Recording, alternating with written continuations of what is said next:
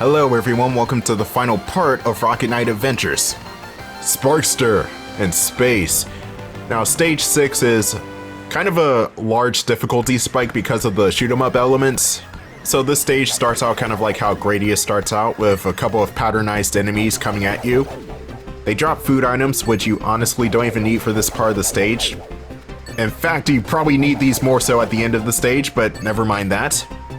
And right after this section, you'll get a whole bunch of meteors flying towards Sparkster, or anywhere on screen really, and you have to dodge out of the way of them.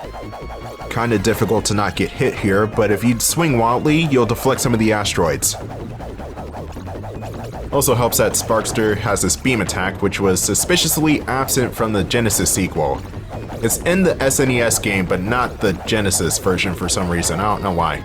I'll be getting to both the sequels within the coming weeks, but it's like, why take out this massively huge attack for something that's more lackluster? I don't get it. There's honestly a lot wrong with the Genesis Sparkster game, but I'll talk more about that when we get to it. Here's another boss that's channeling its inner Gradius. This game channels Gradius a lot, it's kind of insane, which makes sense because Konami. Give me some fruit, thank you! Whenever you see those things circling around you, shoot the asteroids for fruit. Otherwise, you'll get blasted with enemies. And speaking of blasted... Sweet Jesus, man, don't you think that's overkill? In fact, I think that is a one-hit kill whether or not you're playing on difficult or not. So you want to avoid that giant beam cannon as much as possible by sticking to the right. And the best form of defense is a better offense by sticking on top of Axel Gear and just wasting him with your sword. In fact, this whole shooter section requires you to stick on top of enemies for the most part. Except for this boss. You want to play the safe game with this boss, because he's a giant air fortress, or space fortress, and if you slam into him once, that is like half your health gone. And you definitely need all the health you can get with this boss, because he's a bit of an endurance round. So the fortress starts out by flying around the screen and using its turrets to shoot at you. What you need to do is stall for time and wait for it to get into position for you to strike back.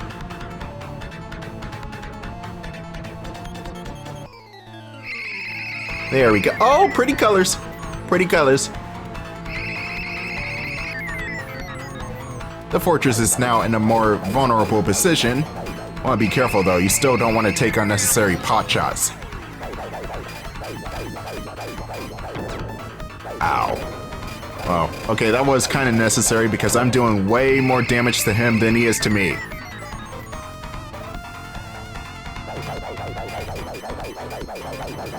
Next thing he's going to do is open a big old mouth.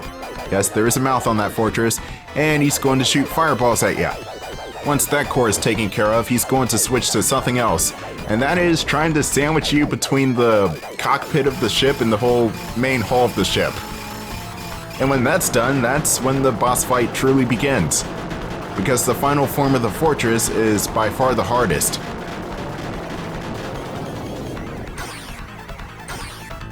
Here you have to worry about Contra-style spread shots, homing shots, and him just running into you, which does the most damage. And it's a bit of a waiting game. What you have to do is wait for him to shoot out this core, which does some damage, but you only get a certain amount of time to hit it. Good thing is you do have 4 or 5 shots to take him down. But your nerves are probably in overdrive just trying to avoid all these projectiles and the carrier itself. And did I tell you there are no checkpoints in between phases?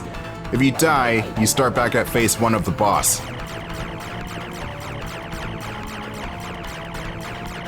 When he does that running motion, basically what I do is I fly around the screen and I anticipate where he's moving, because he does essentially go in a zigzag formation. It's a bit jittery looking and staggered, I will admit, but you'll get used to the clunky movement.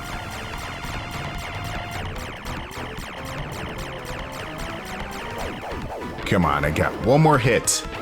One more hit, I just need one more.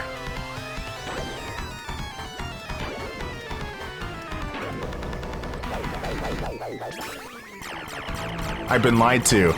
Damn. Okay, now I got one more hit. It was 5 hits.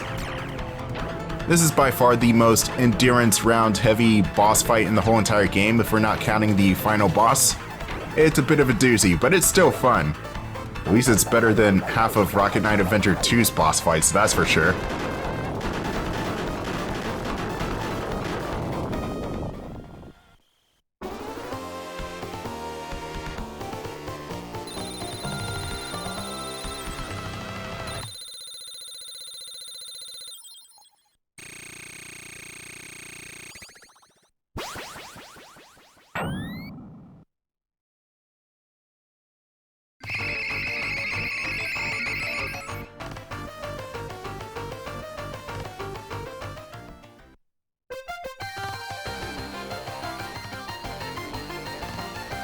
I don't know why they make the tip of the sword look like a crystal.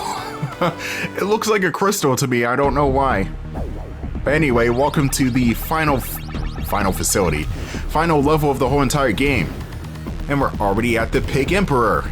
And he's kind of easy to take on. He's just jumping back and forth. Wow, what is he doing? And that's the strategy. You just rocket back and forth into him and then, holy crap, he's a robot! I knew there was going to be a bit more to it than that. Anyway, here's the second phase of the leader. And to be honest, he's not that much more challenging than the first phase. He floats in the air and he tries to kick you with his mechanical legs. You just move to the sides and rocket up to him in order to take him out. And here's Corridor 2 of the Pigstar. Yes, the Pigstar. It's the Pigstar. Say you're copying Star Wars without saying you're copying Star Wars. Anyway, you got these giant robots who do a lot of damage if they touch you. You can keep them at bay by rocketing into them or just slicing them up.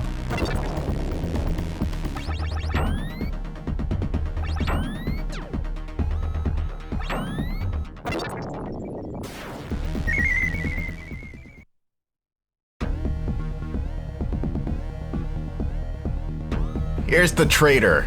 The final boss fight with Axel Gear is imminent. And you could get a couple of cheap shots in on him before the fight even starts. But the fight is a duel, and Axel has the same moveset as Sparkster. Though Axel is slightly more dangerous because he can do more damage and is technically more experienced. You can, however, outslash Axel's sword slashes. If you're tapping the attack button fast enough, then Axel stands no chance.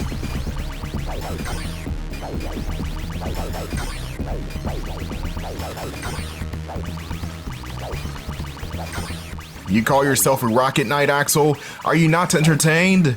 Well, I'm gonna finish you off here and now, oh you son of a bitch! Now here's the final phase of Axel Gear. He has blown out the walls and now everything's blowing out into space. Even though we could still technically breathe, but whatever. The only way you die instantly in this fight is if you go too far to the left. You got these 3 bars you can catch onto for safety. Axel, on the other hand, or in the meantime, is gonna shoot missiles at you. Oh no, I thought, is he dead? No, he's not. That was a bit of a psych out moment right there. Looks like he gets defeated and flies off into space, but no, he comes back. You have to boost into Axel a couple of times in order to kill him for good. Or at least until the sequels. He comes back for the sequels.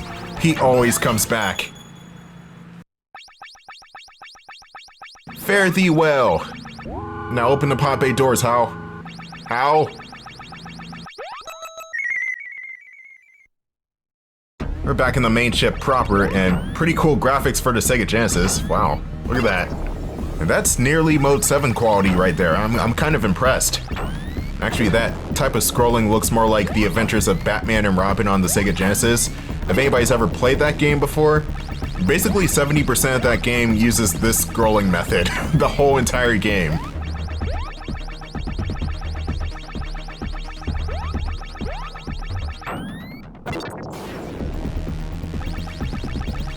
I'm trying to hit these robots, but they wander around aimlessly, so I don't want to run into them without boosting.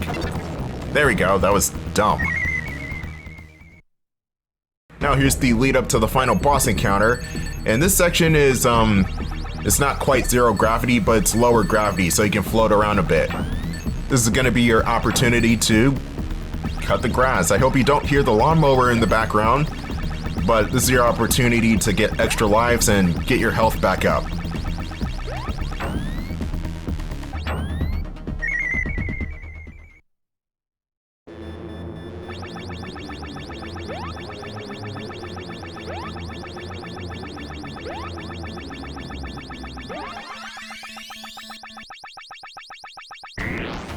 Here's the final boss of the game, the Pig Core, and it is stupid. Kind of a weird final boss to end this game on. The core starts out by bouncing all throughout the room, and you need to aim for the red beacon. This red beacon will start spawning on the top of the machine, but sometimes it will spawn on other parts like the bottom or the sides. Or in most cases, wherever the hell it feels like. Mainly in a place where Sparkster cannot get to that easily. So what you need to do is bounce around the room and aim for that critical location.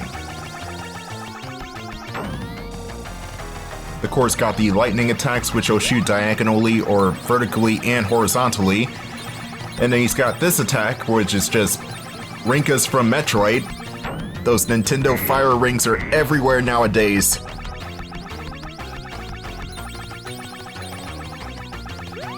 That was a nice hit right there. You really gotta be careful because if you get killed anywhere on the spot... Okay, that was close. If you get killed on any of these phases, you're back to the first phase. And also take note that if you get hit while charging your booster, then you lose the boost. That can be pretty annoying if the enemy is constantly aggressive or you want to do some quick damage. You pretty much have to hold down the attack button for 2 seconds if you want to boost. Which is plenty enough time for this boss to screw you over with some dickish attacks.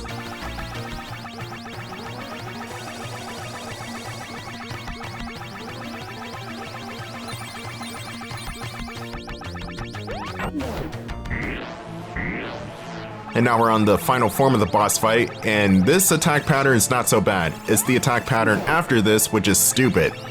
What you need to do for this part of the fight is run to the right, jump up, and then aim for the beacon that's going to be on the top of the core. And one big problem with this boss fight is that even though the screen is fine for the most part, and is showing enough of the boss fight, the boss itself is huge, so you can't see where the beacon spawns.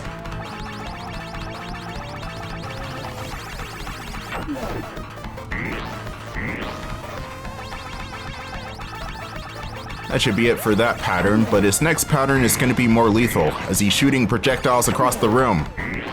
Good thing the beacon spawns on the bottom of the machine now. Oh crap. Ah! Let's pretend like that never happened. Well, I mean it did. You can see the life lost there. Or rests, as this game calls it. I don't know why Japanese video game companies seem to call lives in games rests. Maybe they mean rest of lives? Weird terminology, but where I came from, we call extra lives or one-ups free men. So maybe it's a dialect thing, I don't know.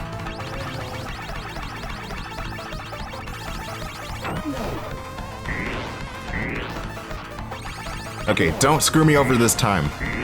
Hitbox on this thing can be kind of whack. Good, good, you're giving me good behavior. Keep doing that.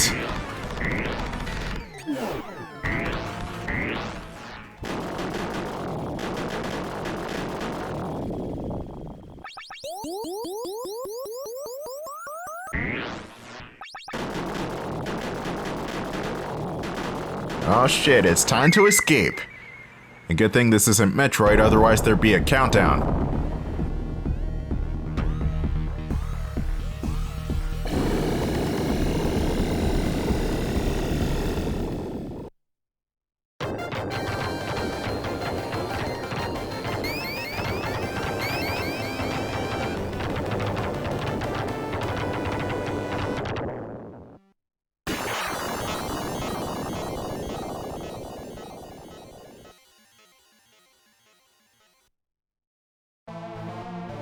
Surprise! The game is not over yet, you still gotta run away from the pig core. Here you cannot attack and you have to dodge everything. It's kind of like Radiant Silvergun or Ikaruga's final boss where you can't do anything but dodge. Wait a minute, no, it was just Radiant Silvergun. Either way, this final boss is nowhere near as hectic as that one, that's for sure. In fact, this boss fight lasts for about 45 seconds. And when the screen turns red, that means you've won.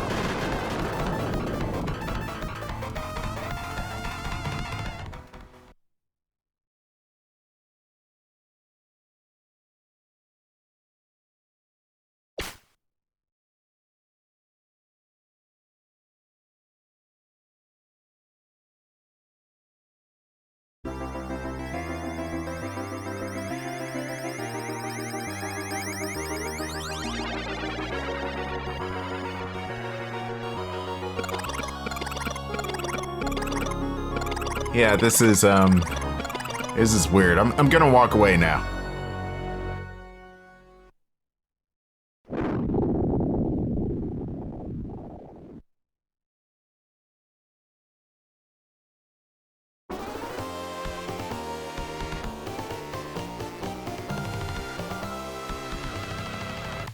And that, my friends, was Rocket Knight Adventures.